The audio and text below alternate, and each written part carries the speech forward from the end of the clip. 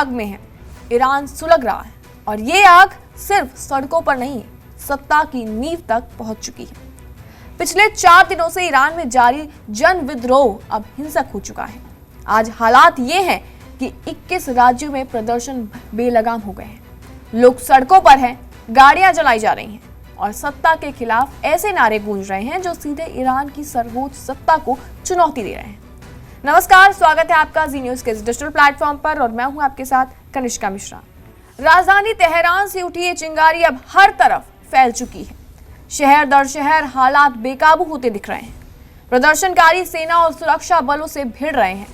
डेल्फान इलाके में तो एक सैन्य वाहन को आग के हवाले कर दिया गया। मारवदश में हालात इतने बिगड़े हुए हैं कि सुरक्षा बल भी भीड़ को संभाल नहीं पाई। झड़पें हुई, हालात युद्ध जैसे दिखे।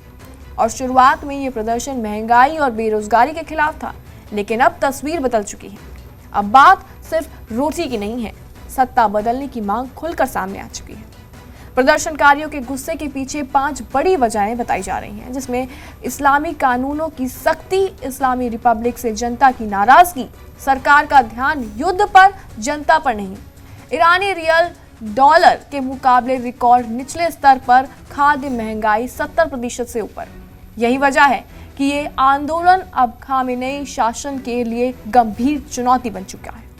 ईरान का इतिहास बताता है कि 1970 की इस्लामिक क्रांति हो या 1990 के छात्र आंदोलन या 21वीं सदी के विरोध, दिसंबर से फरवरी का वक्त ईरान में सत्ता के लिए हमेशा खतरनाक रहा है।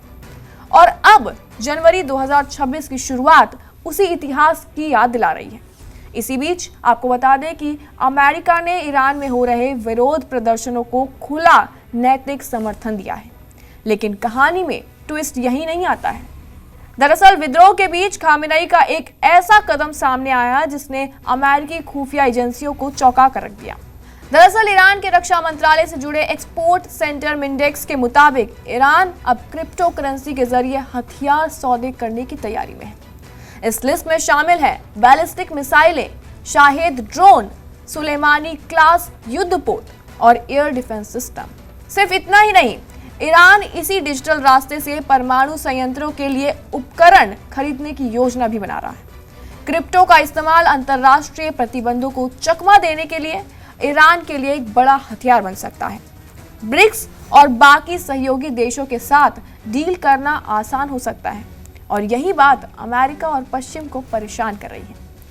लेकिन इस सब में सबसे बड़ा सवाल ये है, क्या खामेनेई की सत्ता अब तक टिक पाएगी जब देश की सड़कों पर जनता उफन रही है?